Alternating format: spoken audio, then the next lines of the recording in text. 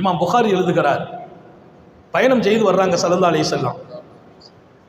பயணம் செய்து வர்றாங்க, ராத்திரியினுடைய பிற்பகுதி, கொஞ்சம் களைப்பா இருந்துச்சு. சஹாபாக்கள் கூட வந்திருக்கிறாங்க. அப்ப நபி பெருமானார் ஸல்லல்லாஹு அலைஹி வஸல்லம் சொன்னாங்க, எல்லாரும் படுங்க, கொஞ்ச நேரம் தூங்குவோம், தூங்கி எழுந்திருச்சு சுபஹ் தொழுதுக்கிடுவோம்ட்டாங்க. சஹாபாக்கள் படுத்துட்டாங்க, உத்தம நபியும் படுக்கிறாங்க. அப்ப ஹஸரத் பிலால்கிட்ட சொன்னாங்க, நீங்க எங்களுக்கு கொஞ்சம் பாதுகாப்புக்கு நில்லுங்க, வக்து வந்துட்டா எல்லாத்தையும் எழுப்பி விட்டுருங்கன்னாங்க. அவர் சொன்னார், பெரிய பாக்கியமான வேலை எங்கிட்ட கொடுத்துருக்கீங்க, ஒரு பெரிய பொறுப்பு, அவ்வளோ பேரைக்கும் சுபுக்கு எழுப்புற பொறுப்பு.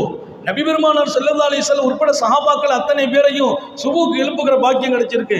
நான் என்ன இன்னைக்கு ராத்திரி நின்று தொழுதுட்டு எல்லாத்தையும் எழுப்பிடுறேன்னாஹா. எல்லாரும் படுத்து தூங்குறாங்க, தைரியமா தூங்குவோம். ஏன், ஒரு ஆள் எழுப்புறேன்னு சொல்லிட்டாங்கல்ல, அது ஒரு தைரியம். நாயகம் ஸல்லல்லாஹு அலைஹி வஸல்லம் படுத்திருக்கிறாங்க, சஹாபாக்களும் படுத்திருக்கிறாங்க. இவங்க எப்போ படுத்தாங்கன்னா பிற்பகுதி, இரவனுடைய கடைசி நேரம். சூரியன் ஒளி அப்படியே மேலே படுது, சூரிய ஒளி.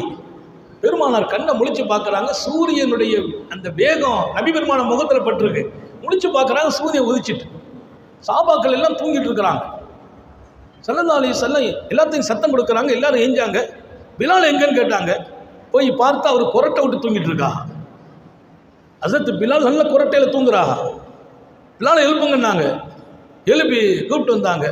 என்ன பிலால், சுபு அம்மா வாங்க சொல்லணும், என்னைக்கு நாளைக்கா சொல்றது, எப்பன்னு சொல்றது, பொறுப்படுத்தீங்களேன்னாங்க. அவர் அழகான பதில் சொன்னார், யார ரசூலல்லாஹ், பிரச்சனைலாம் ஒன்றும் இல்லை, தங்களையும் சஹாபாக்களையும் பிடித்து கொண்டது என்னையும் பிடித்து விட்டதுன்னார். தங்களையும் சஹாபிகளையும் எது பிடித்ததோ என்னையும் பிடித்து கொண்டது. சொன்ன பெருமானார் உடனே சொன்னாங்க, இந்த இடத்தை விட்டு வெளியாகுங்கள், நாம வெளியில போய் சுபஹ் தொழுவோம், இந்த இடம் ஷைத்தானுடைய இடம், இந்த இடத்தை விட்டு வெளியில போயிடுங்க. பெருமானாருடைய வாழ்க்கையில் தொழுகை தப்பியதில்லை. ஒரு தடவை இப்படி நடக்கிறது, எதற்கு, சமூகத்திற்கு ஒரு முன்மாதிரி காட்டுவதற்கு.